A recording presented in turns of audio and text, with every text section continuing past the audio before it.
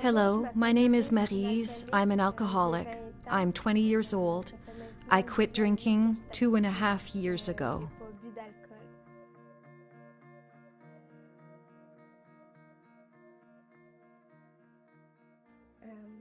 When I was 12, my grandpa died, and I decided to run away, to leave my home and my parents, because I believed that they would end up killing me.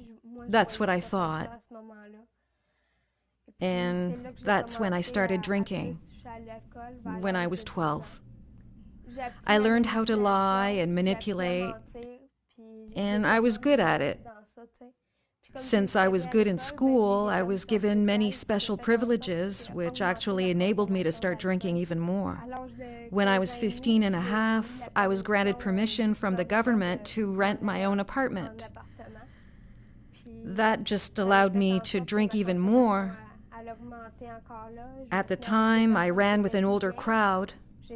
I lived right next to a bar, and I lived alone with no supervision because I proved I could be trusted. I had good grades, and those in charge thought everything was okay. My friends would tell me, "Maryse, you don't have anything to worry about. You're not an alcoholic. You're just a party girl, you know?" At one point, I tried to stop drinking because I realized I was incapacitated. I was sick all the time, and at 17, nobody wanted to be around me anymore because I started to exhibit other problematic behaviors. I became violent and verbally abusive. All I thought about was drinking and getting more money so I could drink more. It never got better. I still somehow managed to finish the 10th grade, but I wasn't able to go any further because my drinking habit got the better of me. I had to choose between going to school, getting up in the morning and continuing my studies, or drinking and partying with my friends, you know? Except I started to realize that I really did have a problem. One of my classmates from the 10th grade's grandpa was and still is an AA member. They were the ones who told me that I should go with my friend to meetings.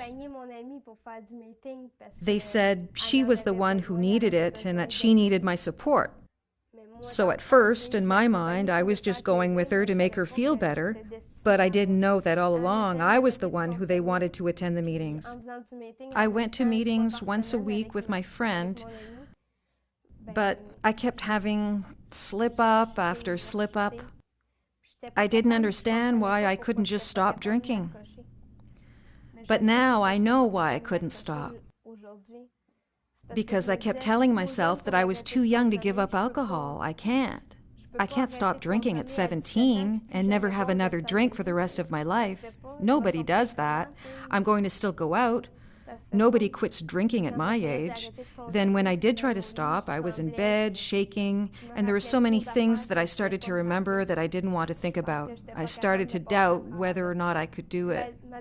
The last time I had a drink, I don't remember anything. I got picked up by the police because I apparently had tried to commit suicide, and I don't even remember a thing. The ambulance came, and I was taken to the hospital. I didn't want to go because I knew exactly where I would end up. I spent 2.5 months in the hospital. During that time, I met AA members in the hospital, and I started going to meetings. They brought me literature that helped me to understand why I was this way, why I was capable of manipulating and stealing from people so that I could drink. These people helped me to open up, to understand how I was feeling, to give me words to describe what I was going through. They helped me learn how to express myself when I was hurting or scared or not feeling good, and why. After I got out of the hospital, I knew just where to go. I knew I had to go to meetings because I never wanted to turn back. I never again wanted to feel like a caged animal. I never wanted to drink again. I wanted to be aware of how I was feeling. It was at that point that I started to get involved in AA because the people who helped me, the AA members who helped me, said, Maryse, get involved and read and talk. Talk when you don't feel good and talk when you do. There were places to go dancing where they didn't serve alcohol, and I was able to make friends with whom I could go out and do all the same things as before, just without the drinking.